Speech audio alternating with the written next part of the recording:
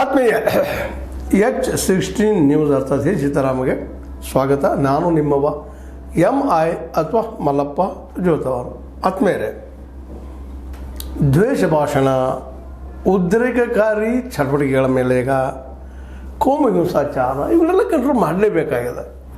ಧರ್ಮ ಹೆಸರಿನಲ್ಲಿ ನಡೆಯುತ್ತಿರುವಂಥ ಈ ಒಂದು ಹಿಂಸಾಚಾರ, ಪ್ರಚೋದನೆ, ಜನರಲ್ಲಿ ಭಯ, ಜನರನ್ನು ಧರ್ಮ ಹೆಸರಿನಲ್ಲೇ ಗುಂಪಾಗಿ ಹೊಡೆದು ಉಳಿಸುವಂಥದ್ದು ಇವೆಲ್ಲಕ್ಕೂ ತಡೆ ಆಗಲೇಬೇಕಿದೆ. ತಲೆ ನೆಕ್ಸ್ಲೈಟ್ಸರು ಕಾಡಿನಲ್ಲಿ ಎದುಕೊಂಡು ಕಾಡಿದರೆ ಇವರು ನಾಡಿನಲ್ಲಿ ಎದುಕೊಂಡು ನಾಡಿನ ಶಾಂತಿಯನ್ನು, ನೆಮ್ಮದಿಯನ್ನು ಹಾಳು ಮಾಡೋದನ್ನು ಸಹಿಸಲಿಕ್ಕೆ ಸಾಧ್ಯ ಇಲ್ಲ ಅನ್ನೋ ದಿಶೆಯಲ್ಲೇ ಕರ್ನಾಟಕದ ಮುಖ್ಯಮಂತ್ರಿ ಅಥವಾ ಅವರ ಸರ್ಕಾರ, ನಮ್ಮ ಸಿದ್ದರಾಮಯ್ಯ ಸರ್ಕಾರ ಅದು ಒಳ್ಳೆಯ ಕೆಲಸವನ್ನು ತೆಗೆದುಕೊಂಡದ. ಅದನ್ನು ಯಾರಾದರೂ ಶ್ಲಾಘನೆ ಮಾಡಲೇಬೇಕಾಗ್ತದೆ.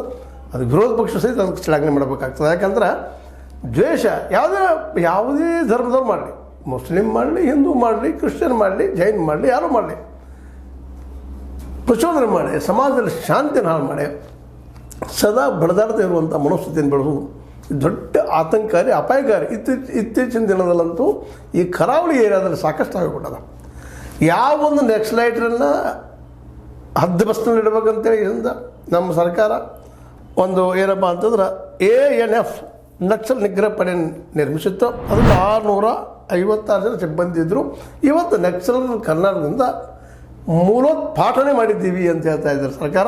ಇರ್ಬೋದು, ಅಲ್ಲಿ ಇಲ್ಲ ಅಂತಲ್ಲ, ಅದು ಯಶಸ್ಸನ್ನು ಕಂಡಿದ್ದಾರೆ. ಅಂಥ ಯಶಸ್ಸು ಇಲ್ಲಿ ನಮ್ಮ ಕರಾವಳಿ ಏರಿಯಾದಲ್ಲಿ, ಅದರಲ್ಲೂ 3 ಜಿಲ್ಲೆಗಳು, ಉತ್ತರ ಕನ್ನಡ, ದಕ್ಷಿಣ ಕನ್ನಡ, ಶಿವಮೊಗ್ಗ. ಈ 3 ಜಿಲ್ಲೆಗಳಲ್ಲಿ ಈ ಕೋಮು ಸೌಹಾರ್ದ ಉಳಿದಿಲ್ಲ. ಇವತ್ತು ಒಬ್ಬರನ್ನೊಬ್ರು ಕಂಡ್ರೆ ಈರ್ಷೆ ಮಾಡುವಂಥ, ಕೆಟ್ಟ ವಿಚಾರ ಮಾತಾಡುವಂಥ, ಮತ್ತೇನು ಮಾಡುವಂಥ, ಪ್ರಚೋದನೆ ಮಾಡುವಂಥ, ಬದುಕನ್ನು ಸಹಿತ ನಡೆಗೊಳ್ಳೋದಂಥ ಅನೇಕ ವಿಚಾರಗಳನ್ನು ಬೆಳೀತಾ ಇದ್ದಾವೆ. ಅದಕ್ಕೆ ಇವತ್ತು ತಡೆ ತರಬೇಕಾಗಿದ್ದು ಸರ್ಕಾರದ ಜವಾಬ್ದಾರಿ ಅದು. ಯಾಕಂದರೆ ಸರ್ಕಾರ ಮೊದಲನೇದಾಗಿ ಇಲ್ಲಿ ಶಾಂತಿ ನೆಲೆಸುವಂಥದ್ದು, ಆರ್ಥಿಕ ಅಭಿವೃದ್ಧಿ ಆಗುವಂಥದ್ದು, ಇಲ್ಲೇ ಶಿಕ್ಷಣ ಎಲ್ಲರೂ ನೀಡುವಂಥದ್ದು, ಸಮಾನತೆ ಬೆಳೆಸುವಂಥದ್ದು ಅದರ ಮೂಲಭೂತ ಕರ್ತವ್ಯ. ಇದು ಸಂವಿಧಾನದಲ್ಲಿ ಸಹಿತ ಇರುವಂಥ ವಿಷಯ. ಇಲ್ಲಿವರೆಗೆ ನಮ್ಮ ಕೆಲವು ಪಕ್ಷಗಳು ಅದು ಇಲ್ಲಿ ಹೆಸರು ಅವಶ್ಯಕತೆ ಇಲ್ಲ, ಹೇಳದಿದ್ರು ಗೊತ್ತಾಗುವಂಥ ವಿಷಯ ಅದು. ಅದಕ್ಕೆ ಅದು ಹೇಳೋ ಅವಶ್ಯಕತೆ ಇಲ್ಲ, ಅದರ ಮಾತು ಬೇಕಾಗಿಲ್ಲ. ಅವರಾದರೂ ಸಹಿತ ಇಲ್ಲ, ಇದನ್ನು ವಿರೋಧ ಮಾಡಲಿಕ್ಕೆ ಸಾಧ್ಯ ಇಲ್ಲ.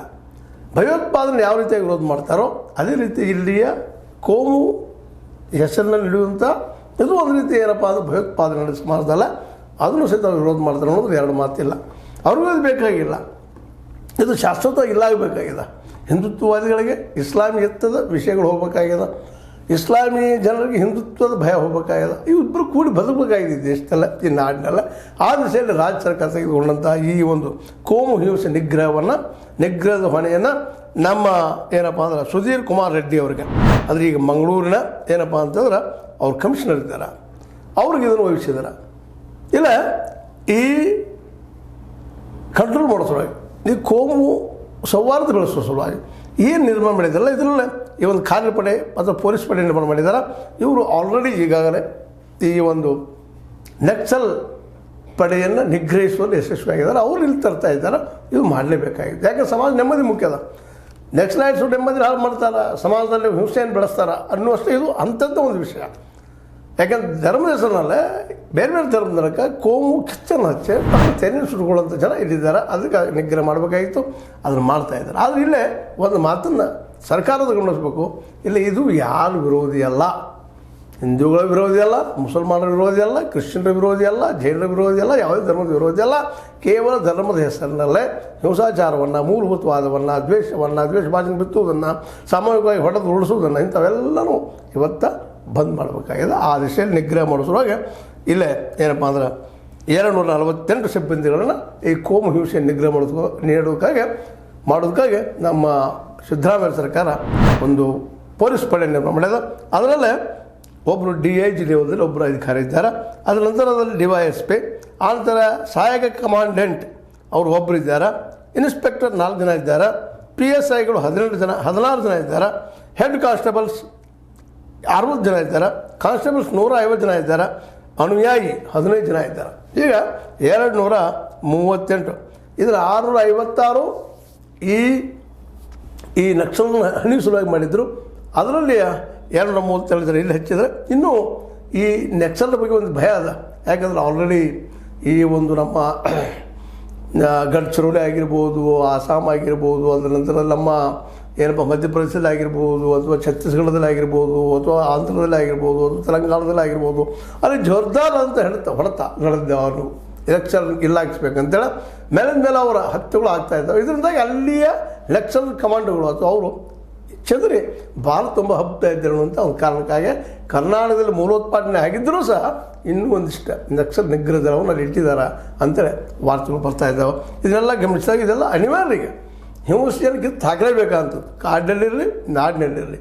ನಾಡಿನಲ್ಲಿ ಧರ್ಮದ ಹೆಸರು ಮೇಲೆ, ಕಾಡಿನಲ್ಲೇ ಸಮಾನತೆ ಹೆಸರು ಮೇಲೆ ಇವೆರಡೂ ತಪ್ಪನ. ಹಿಂಸಾಚಾರ ಮಾಡುವಂಥದ್ದು ಧರ್ಮದಿಂದ ಮಾಡೋದು ತಪ್ಪು, ಸಮಾನತೆ ಹೆಸರಲ್ಲಿ ಮಾಡೋದು ತಪ್ಪು. ಯಾಕಂದರೆ ಸಮಾನತೆ ಅಂತ ಸಲುವಾಗಿ ಬಂದು ಹಿಡ್ಕೊಂಡು ಹೋಗುವಂಥದ್ದು ಅಲ್ಲ ಅಂತ ಈಗ ನಾವು ಸಾಕಷ್ಟು ಸಲ ಮಾತನ್ನು ಚರ್ಚೆ ಮಾಡಿದ್ದೀವಿ. ಯಾಕಂತಂದ್ರೆ ಧರ್ಮ ಅವರು ನಂಬಿಕೆ ಅವ್ರು ಪಾಲಿಸ್ರಿ, ಯಾವುದೇ ಧರ್ಮದವ್ರು ಇರಲಿ, ಆದರೆ ಅಲ್ಲಿಯೇ ಹಿಂಸೆಯನ್ನು ಇನ್ನೊಂದು ಧರ್ಮವನ್ನು ಕೀಳಾಗಿ ನೋಡೋದನ್ನು, ಇನ್ನೊಂದು ಧರ್ಮದ ಬಗ್ಗೆ ಕೆಟ್ಟದಾಗಿ ಮಾತಾಡೋದನ್ನು ಇವೆಲ್ಲ ಇವತ್ತು ನಿಲ್ಲಿಸಬೇಕಾಗಿದೆ. ಆ ದಿಶೆಯಲ್ಲಿ ನಮ್ಮ ಸರ್ಕಾರ ದಿಟ್ಟ ಹೆಜ್ಜೆ ಇಟ್ಟದೆ. ಈಗ ನಾವೆಲ್ಲರೂ ಪ್ರತಿಯೊಬ್ಬರಿಗೆ ಸಹಕಾರ ಕೊಡಬೇಕಾಗಿದೆ. ಈವನ್ ಹಿಂದುತ್ವವಾದಿಗಳು ಸಹ ಸಹಕಾರ ಕೊಡಬೇಕಾಗಿದೆ. ಯಾಕಂದರೆ ಅವ್ರಿಗೂ ಡೆವಲಪ್ಮೆಂಟ್ ಬೇಕಾಗಿದೆ, ಉದ್ಯೋಗಗಳು ಬೇಕಾಗಿದ್ದಾವೆ. ಉದ್ಯೋಗ ಸೃಷ್ಟಿ ಆಗಬೇಕಾದ್ರೆ ಶಾಂತಿ ನೆಲೆಸಬೇಕಾಗ್ತದೆ.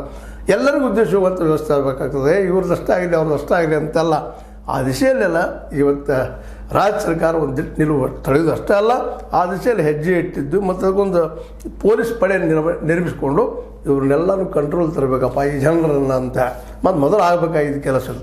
ಯಾಕೆ ಯಾವ ಸರ್ಕಾರ ಬಂದರೂ ಸುಮ್ಮನೆ ಒಂದಿಷ್ಟು ಏನೋ ಅಟ್ಯಾಕ್ ಮಾಡೋದು, ಮತ್ತು ಇನ್ನೊಬ್ರು ಪ್ರಚೋದನೆ ಮಾಡೋದು, ಒಳಗೆ ಹೋದ ತಕ್ಷಣ ಜಾಮೀನು ಕೊಟ್ಟು ಬರೋದು, ಕೋಮ ದ್ವೇಷದ ಏನೇನೋ ಮಾತಾಡಿದ್ರೆ ಮತ್ತೆ ಹೊರಗೆ ತಂದ್ರು ಮತ್ತೆ ಅವ್ರು ಮಾತಾಡೋದು, ಮತ್ತೊಬ್ಬನ ಕೊಲೆ ಆಗೋದು, ಇನ್ನೊಬ್ಬನ ಕೊಲೆ ಆಗೋದು, ಮತ್ತು ಇವ್ನು ಕೊಲೆ ಮಾಡೋದು.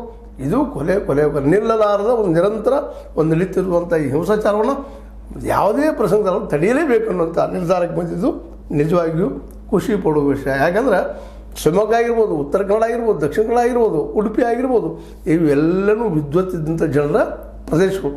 ಶಿಕ್ಷಣದಲ್ಲಿ ಭಾಳ ಮುಂದವರು. ನೋಡಿ ನಮ್ಮ ಕುವೆಂಪುನಂಥ ವ್ಯಕ್ತಿ ಅಲ್ಲಿ ಬಂದಿದ್ದು ಸಣ್ಣದಲ್ಲ. ಶಿವಮೊಗ್ಗದಲ್ಲಿ ಇವತ್ತು ಸಹಿತ ಶ್ರೇಷ್ಠ ಲಂಕೇಶ್ ಅವರಾಗಿರ್ಬೋದು, ಯು ಆರ್ ಅನಂತಮೂರ್ತಿ ಅವರಾಗಿರ್ಬೋದು, ಗಿರೀಶ್ ಕಾರ್ನಾಡ್ ಅವರಾಗಿರ್ಬೋದು, ಇವರೆಲ್ಲರೂ ಅಲ್ಲಿ ಸುತ್ತಮುತ್ತ ಬೆಳೆದಂಥವ್ರು. ಅಲ್ಲಿ ಸಾಹಿತ್ಯವನ್ನು ಅಷ್ಟೇ ಅಲ್ಲ, ಒಂದು ವೈಚಾರಿಕತೆಯನ್ನು ಬೆಳೆಸ್ಕೊಂಡ ಕನ್ನಡಕ್ಕೆ, ಕನ್ನಡ ಸಾಹಿತ್ಯಕ್ಕೆ, ಕನ್ನಡದ ವೈಚಾರಿಕತೆಗೆ ದೊಡ್ಡ ಮೆರಗನ್ನು ಕೊಟ್ಟಂಥ ಪ್ರದೇಶಗಳು ಇವೆಲ್ಲ. ಅದು ದುರಂತ ಇವತ್ತು ಏನಾಗಿಬಿಟ್ಟದಪ್ಪ ಅಂತಂದರೆ ಪೂರ್ಣ ಪ್ರಮಾಣದ ಅಭ್ಯಾಸ ಇರಲಾರದ, ಇತಿಹಾಸದ ಬಗ್ಗೆ ಅರೆ ಜ್ಞಾನವನ್ನು ಹೊಂದಿದಂಥ ಅನೇಕರು ಇವತ್ತಿನ ಈ ಕೋಮುವಾದಿಗಳ ಭಾಷಣಗಳಿಗೆ, ಈ ಕೋಮುವಾದಿಗಳ ಇಲ್ಲದ ರೆಕಾರ್ಡ್ಗಳಿಗೆ ಬಲಿಯಾಗ್ತಾ ಹೌದಪ್ಪ ನಾವು ಅಲ್ಪಸಂಖ್ಯಾತರು ಆಗ್ತಾ ಇದ್ವಿ ಅನ್ನೋ ಈ ದೇಶದಲ್ಲಿ ಎನ್ನುವಂಥ ಭಯದಲ್ಲಿ ಇನ್ನೊಂದು ಧರ್ಮದ ಜನರನ್ನು ದ್ವೇಷಿಸುವಂಥ, ಟೀಕಿಸುವಂಥ, ಅವ್ರ ಮೇಲೆ ಅಟ್ಯಾಕ್ ಮಾಡುವಂಥ ಎಲ್ಲ ಬೆಳವಣಿಗೆಗಳು ಈ ದೇಶದಲ್ಲಿ ನಡೆದವು. ಅದಕ್ಕೇನು ಹೊರತಾಗಿಲ್ಲ ಕರ್ನಾಟಕದಲ್ಲೂ ಈ ಒಂದು ವಿದ್ವತ್ತಿದಂಥ 3 ಜಿಲ್ಲೆಗಳು ಅಥವಾ 4 ಅಂತ ತಿಳ್ಕೊಳ್ರಿ. ದಕ್ಷಿಣ, ಉತ್ತರ, ಉಡುಪಿ ಅಂತ ಜಿಲ್ಲೆ ಆಗಿದೆ ದಕ್ಷಿಣದಲ್ಲ. ಅದ್ರ ಜೊತೆಗೆ ಶಿವಮೊಗ್ಗ, ಈ ಕ್ಷೇತ್ರಗಳು ಕರ್ನಾಟಕದ ಮೂಗಿದ್ದಂಗೆ ಇವು ಬುದ್ಧಿವಂತರ ನಾಡು. ಅವರು ಇವತ್ತು ಒಳ್ಳೆಯ ಅಭ್ಯಾಸ ಮಾಡಿ ಹೌದಪ್ಪ ಯಾವ ಸರಿ ಅದು ಯಾವ ತಪ್ಪದ. ಮತ್ತು ಅದೇ ಭಾಗದಲ್ಲಿ ಎಕ್ಸೈಟು ಹುಟ್ಕೊಂಡಿದ್ದು. ಯಾಕಂದ್ರೆ ಈ ಒಂದು ಏನೋ ಕೋಮುವಾದದ ಬೆಳವಣಿಗೆ ಆದಂಗೆ ಅದು ಅಲ್ಲಿ ನಕ್ಸಲರು ಬೆಳ್ಕೊಂಡ್ಬಂದರು. ಇವರು ವಿರೋಧವಾಗಿ ಇವೆರಡೂ ಬೇಕಾಗಿಲ್ಲ, ಎರಡೂ ಕಿತ್ತಾಕುವಂಥ ಸಮಯ ಇವತ್ತು ಬಂದದ. ಈ ದಿಶೆಯಲ್ಲೇ ಸಿದ್ದರಾಮಯ್ಯವರು ಇಟ್ಟಂಥ ಹೆಜ್ಜೆ ಶ್ಲಾಘನೀಯ ಅಂತೇಳಿ ಮತ್ತು ಹೇಳ್ತಾ ಒಟ್ಟಿನಲ್ಲೇ ಕೋಮು ಹಿಂಸೆ ನಿಗ್ರಹ ಆಗಲೇಬೇಕು. ಅದು ಕಾಲದ ಅನಿವಾರ್ಯ. ಯಾಕಂದರೆ ಎಲ್ಲರೂ ಕೂಡಿ ಬದುಕಬೇಕು, ಈ ರಾಜ್ಯ ಬೆಳಿಬೇಕು ಅನ್ನೋದು ಸಿಂಪಲ್ ಪಾಲಿಸಿ. ಕುವೆಂಪುನಂಥ ಜನ, ಲಂಕೇಶ್ವರಂಥ ಜನ ಮತ್ತೆ ಬರಲಿ. ಈ ಭಾಗದಲ್ಲೇ ವಿದ್ವತ್ ಜನ ಬರಲಿ, ಗಿರೀಶ್ ಕಾರ್ನಾಡ್ ಅಂಥವ್ರು ಬರಲಿ.